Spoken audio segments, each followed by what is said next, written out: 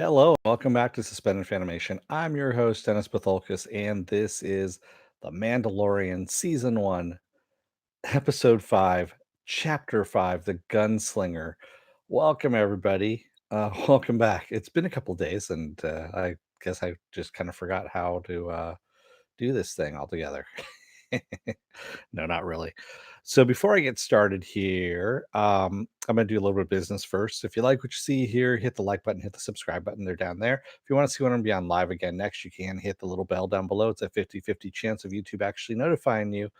But it's you can go to suspendedfanimation.com and take a look at the schedules up there. It's also on my Facebook page for those of you who still have Facebook. I also have a Facebook group chat which you guys can go into, post stuff, and talk amongst yourselves. I have a Twitter, I have an Instagram, I also have a Patreon page, but I do not have any tiers set up as of yet. I will at the end of this year, beginning of next year. Yeah. Morks. Morks is probably going to be the soon to be winner of the Titans poster. So you want to come back tonight, Morks. I am going to be drawing the name for the Titans poster. So it's between you and Sven, is what it looks like. So there we go. That's happening later on tonight. And also I've got Harley Quinn happening tonight too. But we're here talking about the Mandalorian right now. So all I'm doing is I'm not doing a recap tonight. I'm doing a review, is what I'm doing. So yeah, there we go. But still, spoiler alerts are in effect. If you haven't seen the episode, go and watch the episode. And I will end up, this will end up being a video. You can comment down below in the comments section. Yes, it is a triple play tonight. Pen the poster giveaway, the contest is only going to be like about 5 minutes at most, probably something like that. And by the way, thank you, Viking Bitch, for the paddle, for the new paddle. So thank you.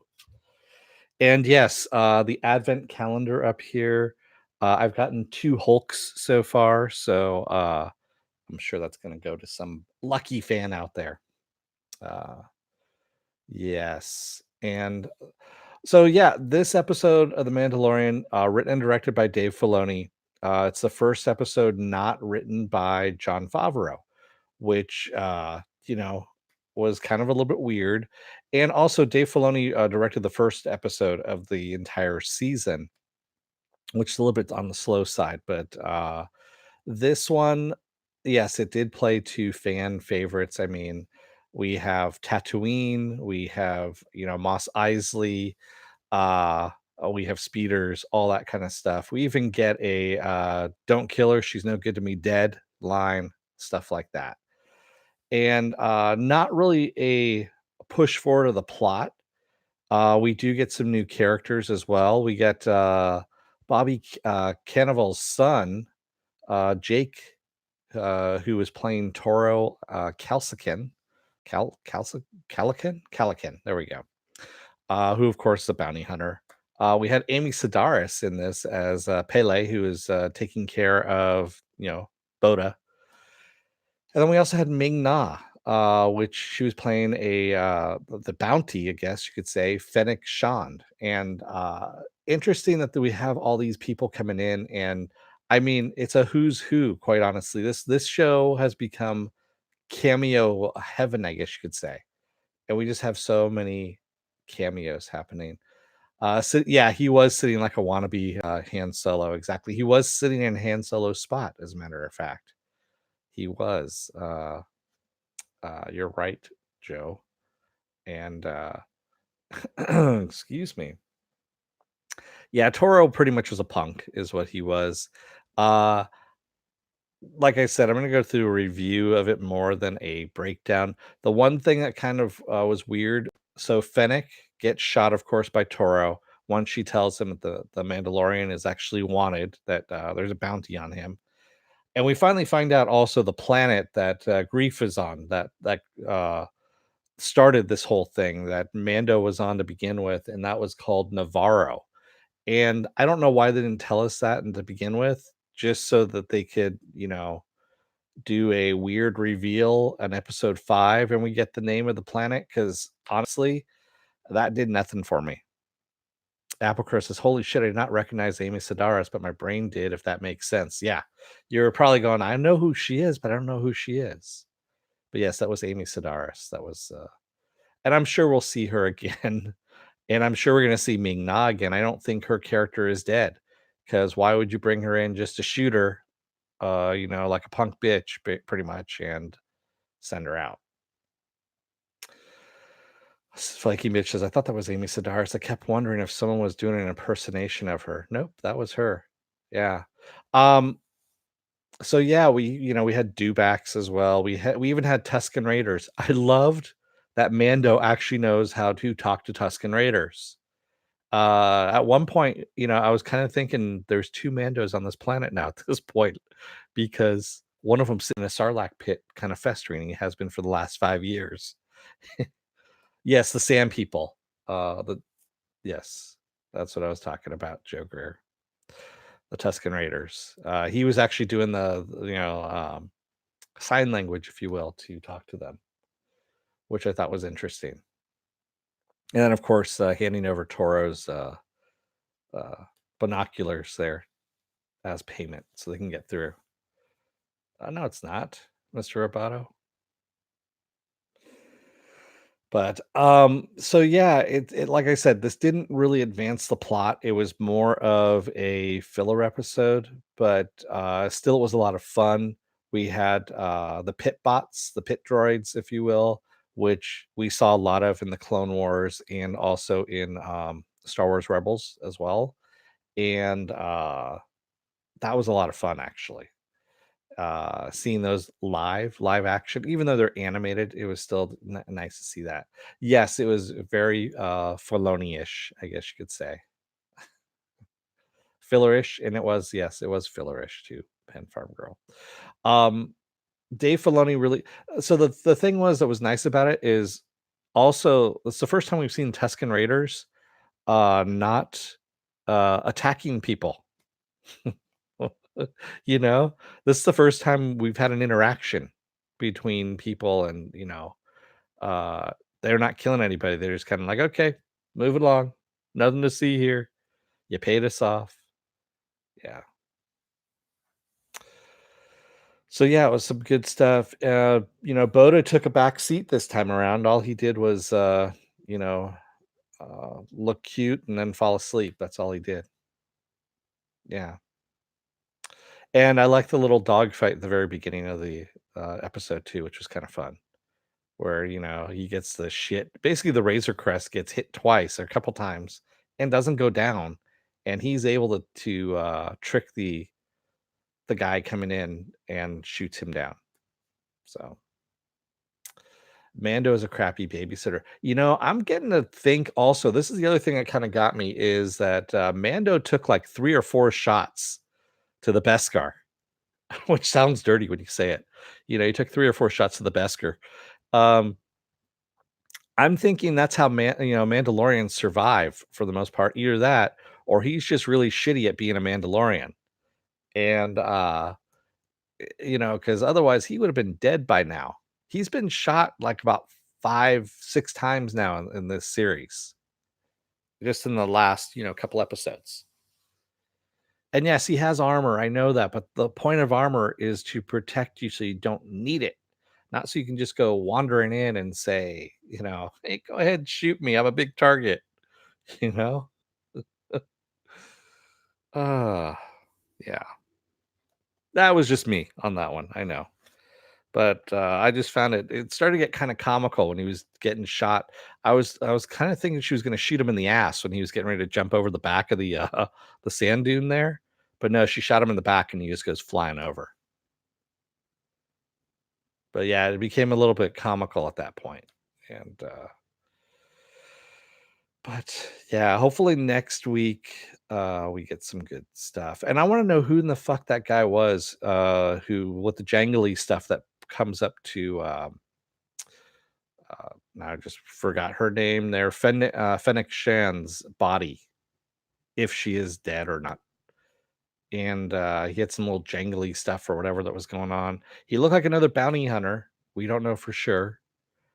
and if he's going to bring her back to life or if she was just injured and she was only mostly dead, but she wasn't all dead. So they're able to bring her back to life by giving her a miracle pill. Yeah. Amy Sedaris looking over the ship reminded me of Furlough from Farscape. I can fix it, but it'll cost you. Okay. Sorry, I don't know who that is. Yeah, Baby Yoda seemed like a product placement this episode. So if I can, yeah, I agree with you. He was just kind of there. And that Mando just kind of left him aboard the ship. He kind of put him inside a closet and it's like, here you go, kid. Have fun. Play with the knobs, while I go do some stuff. But it's nice to see that he can go to any planet and get some work and, get some money. You remember the episode on you guys are talking about something else. Um, that he ends up killing Toro as well, and then taking his money and giving it to Pele and as payment. And she's like, "Yeah, we're all good, thanks." It kind of ended very neatly, I guess you could say. And well, what are the odds of him going to Tatooine as well? So fun episode, good episode. Where did he get the money? Sven, he got it from Toro's body. Or are you talking about where did Toro get it? Toro's been, I guess bankrolled at some point, or maybe he was a thief at some point. He had some money on him. That's all it was. Yeah, he reached down and picked up a bag off of Toro's body. Feisty fan is obsessed with Baby Yoda. I think she may need an interface. Yeah, I know. I've seen it too. Yeah. So good stuff. Fun episode.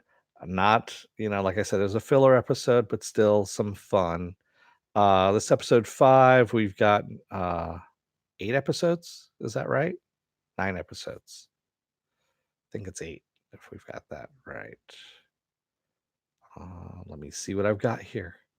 I'm actually on their page right now. So, oh my God, no. 9 episodes. There we go. 9 episodes. So, yeah. So, we've got 4 more episodes to go. Yeah.